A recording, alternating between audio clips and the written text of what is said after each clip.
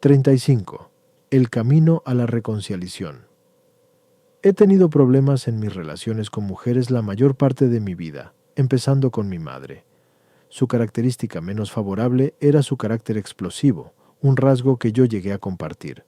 Aunque ahora sé que ella siempre me quiso, era difícil para mí como niño discernirlo en medio de alguno de sus arranques. Mi autoestima fue muy frágil mientras crecía. Ahora que contemplo mi vida, la primera adicción que puedo identificar es chuparme el dedo. Me chupé el dedo hasta que tuve 13 años. Esto muestra un patrón adictivo típico. Cuando mi madre me pescaba chupándome el dedo, a menudo se ponía furiosa y gritaba, «Sácate el dedo de la boca», y en ocasiones agregaba, «Me haces enojar tanto». Me iba a esconder solo por alguna parte en donde volvía a encontrar consuelo en chuparme el dedo otra vez. Yo buscaba consuelo en algún objeto y actuar mi ira contra mi madre, un ciclo que también estuvo de manifiesto en mi adicción sexual posterior. Una de las razones por la que me casé tan joven como lo hice fue que sentía que si no me casaba con mi prometida, ninguna otra mujer podría tener un interés en mí. Nunca consideré serle infiel a mi esposa, pero la mayoría de los matrimonios tienden a desarrollar problemas, y el nuestro no fue la excepción. Ahora me doy cuenta de que yo era un candidato ideal para la infidelidad, debido a que mis sentimientos de rechazo se aumentaban por el dolor de las experiencias de mi infancia. Además, parecía que algunas mujeres sí me encontraban divertido y atractivo y empecé a ser infiel. Seguí haciéndolo por temporadas durante 20 años. A mi juicio, mi conducta no tenía importancia. Después de todo, solamente conseguía mujeres en 2 o 3 ocasiones al año. Sin embargo, en el transcurso de 20 años, eso daba entre 40 y 60 mujeres.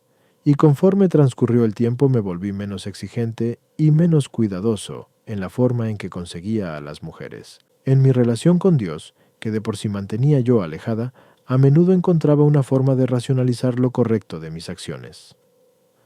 Conforme pasó el tiempo, mi vida espiritual empezó a crecer. Participé más en la iglesia. Formé parte del consejo directivo y participé en un movimiento de renovación laico.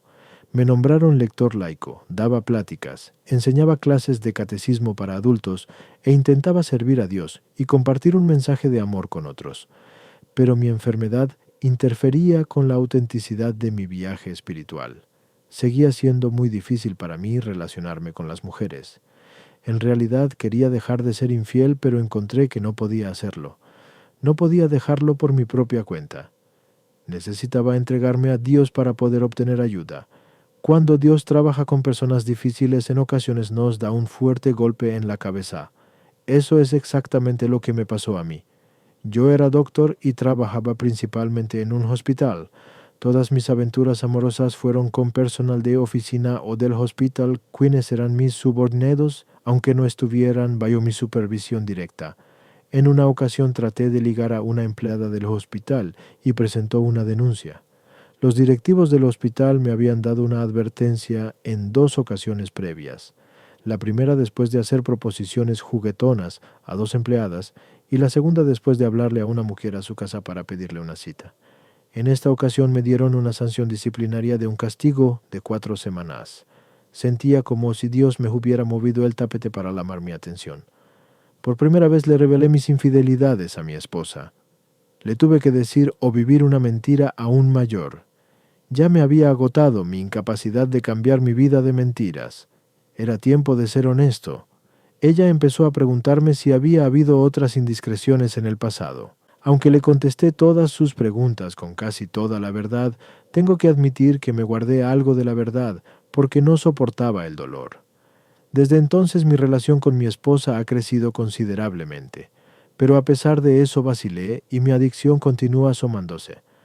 Varios años después reanudé una aventura amorosa previa y con el tiempo impulsivamente le hice una proposición a otra empleada del hospital que me reportó a la dirección. En esta ocasión me recomendaron que entrara a un programa de rehabilitación para mi conducta sexual adictiva. Unos cuantos años antes de esto, mi hermana me había contado que mi padre había abusado sexualmente de ella cuando era niña. Al principio fue difícil creerle, tal vez así como me era difícil creer que en realidad yo tenía algún problema sexual adictivo.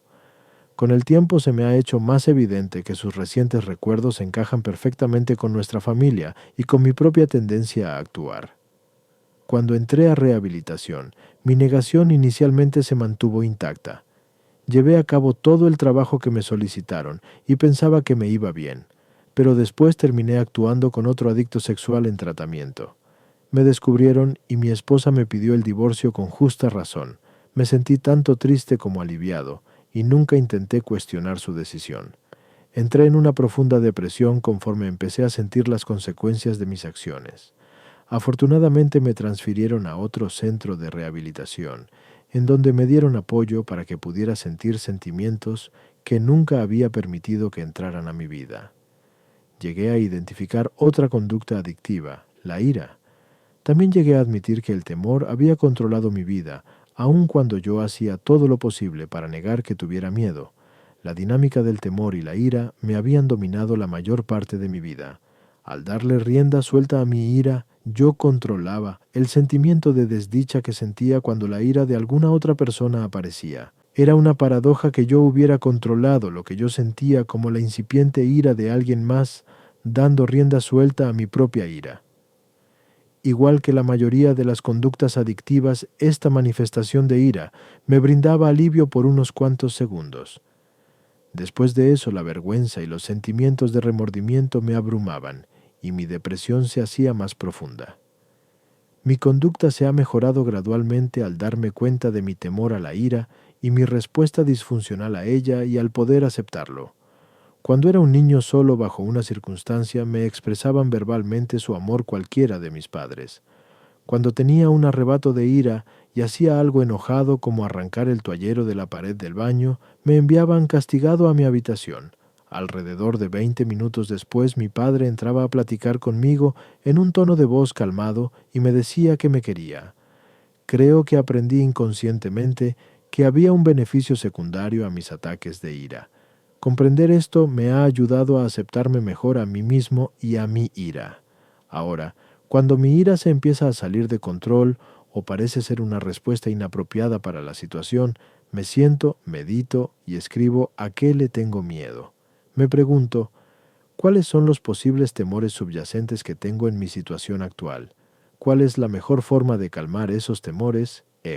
Hacer oración, asesoría, platicar con un amigo o patrocinador, comentar mis temores en una junta o comentarlos en su momento con la persona con la que estoy enojado. Cuando me doy cuenta de mis temores, me siento triste.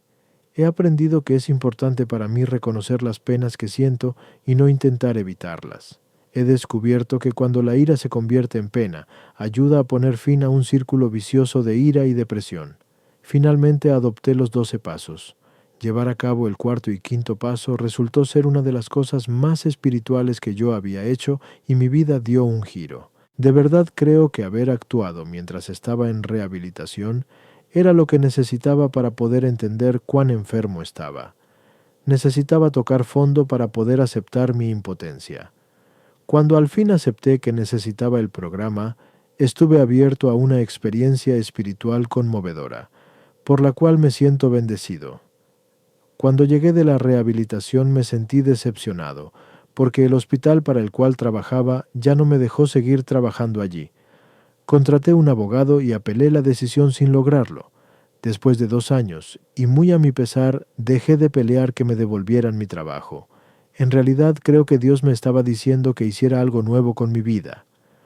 Cuando mi esposa vio los cambios en mí conforme avanzaba en mi recuperación, decidió reconsiderar si me volvía a aceptar. Ella y yo seguimos trabajando en nuestra relación, en la mayoría del tiempo con gusto y en ocasiones con gran dificultad.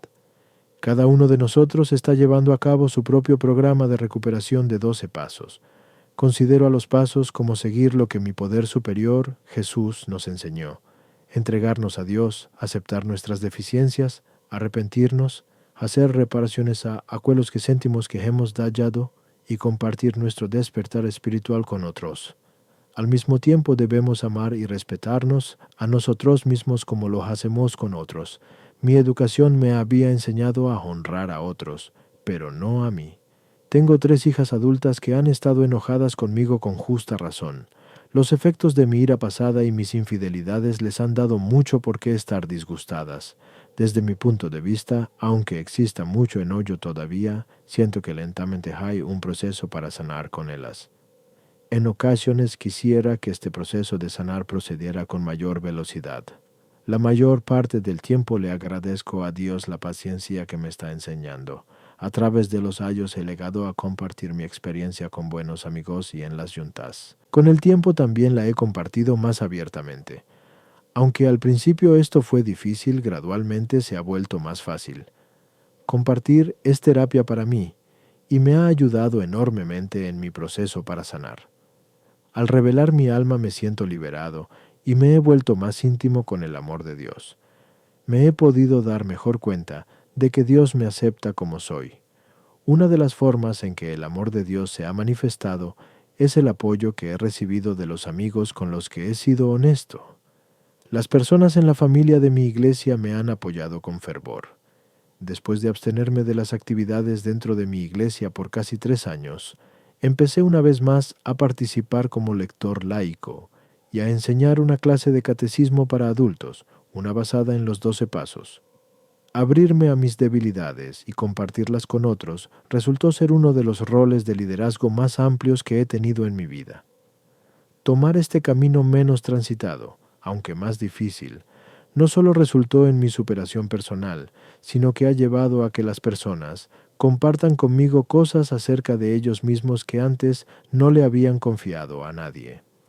Un amigo cuyas habilidades de liderazgo admiro, me comentó que la forma en que manejamos mi esposa y yo nuestra crisis había significado mucho para él. Agregó que esto le había ayudado a compartir con su esposa un asunto sexual con el que había estado en conflicto y cómo esto los unió en su relación.